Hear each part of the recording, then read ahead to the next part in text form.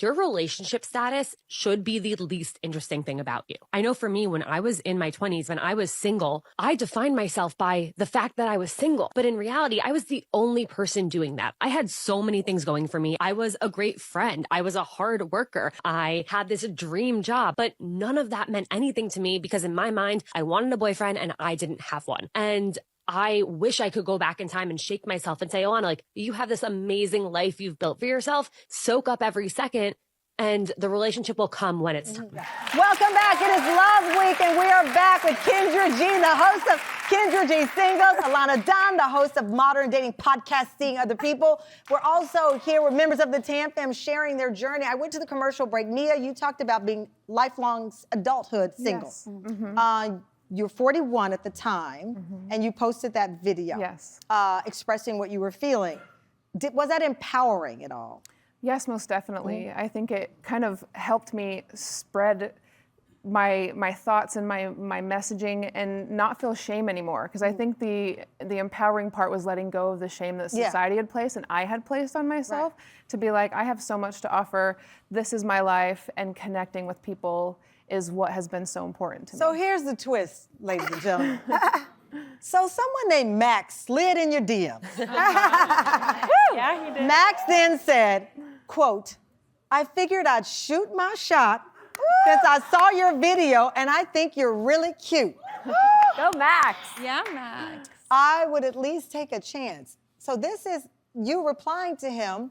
Yeah, this is his message to me. And you replied. And I replied. In less than 10 minutes. That's right. You responded 4:37.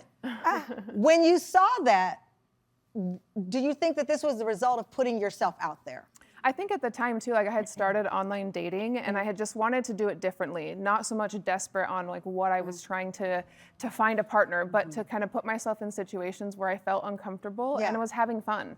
And so yeah, when I put myself out there, I do feel like my confidence grew. Yeah. And then that just wanted me to take opportunities that came. And I thought, I'm dating, here's a message, here's a date, let's try it. Let's go. Yeah. Fast forward. I like this part. You and Max have been dating for 6 months. Yes. Yes. Yes. Yes.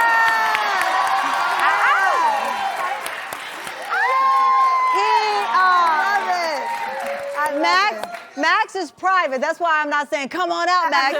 He's private. He's okay with us sharing this video. But I think that that's the point about putting yourself out there and not believing. I mean, I got married at 48. Ooh. I ran into my husband multiple times. I thought he was trying to represent me because he was on TV.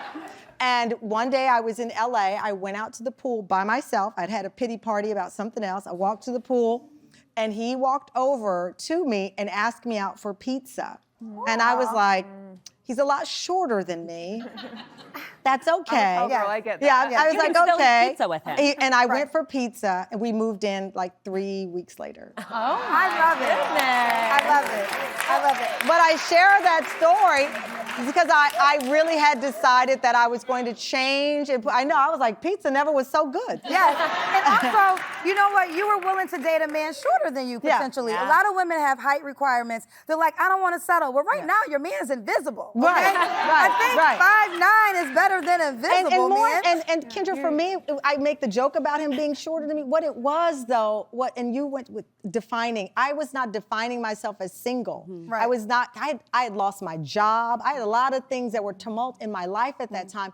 And I told Stephen one day, I said, I don't know if I was still working if I would have seen you. Not having my work as my title, I saw that man. Right. And he saw me. Right. And then he clearly saw a baby too, because then we know with Moses and the rest is history.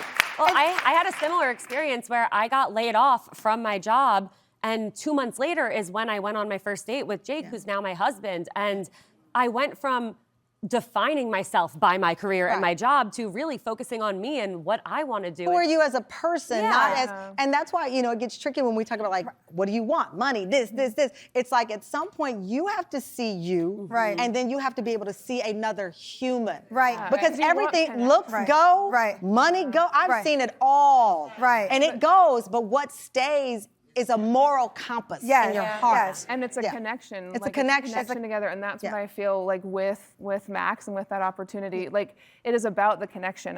That's what I wanted. And then having lived my whole life alone, it's that idea that I know I can be alone. Yeah. So I want something that enhances my life, not something that is just like. It's a compliment. And Ryan, you're still dating right now? What are you doing? What's happening? Because you know people are gonna be looking at this show like, holy moly. Oh wow, thank you. Well, because you have a wonderful vibe, and I'm not. When I say aw, it's not like I feel sorry for. I was single 3,000 years.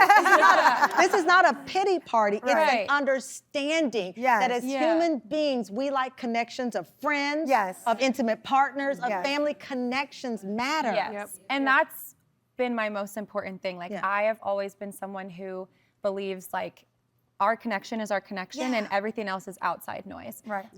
The guys that I've dated in the last year, the pattern that I've seen with them is that it's almost like they feel this need to have everything in their life built before they can let love in.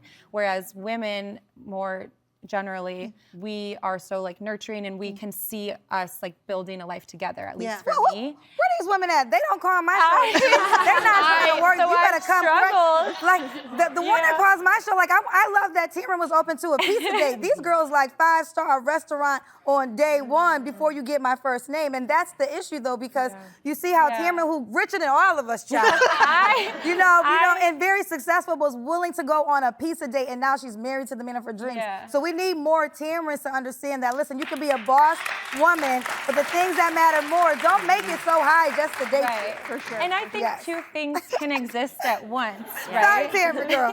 I think two things can always exist at once. And I think that's kind of just been my, I guess, brand almost, if you want to call it, that I've developed through all this social media stuff is like, I do like myself. I have a lot to offer. You absolutely But and I see that in myself. I love who I see in the mirror.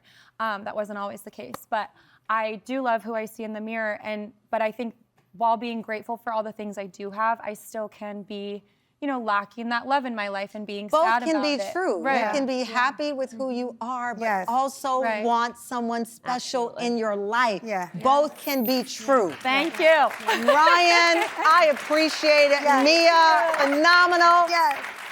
These two ladies are sticking around because we're finally going to get through this list of dating trends. What is micro-romance?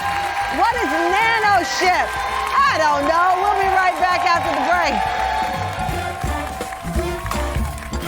Tune in every Tuesday to get exclusive deals on the things I'm obsessed with. The Tam Fam never pays full price. Go to shoptamfam.com now.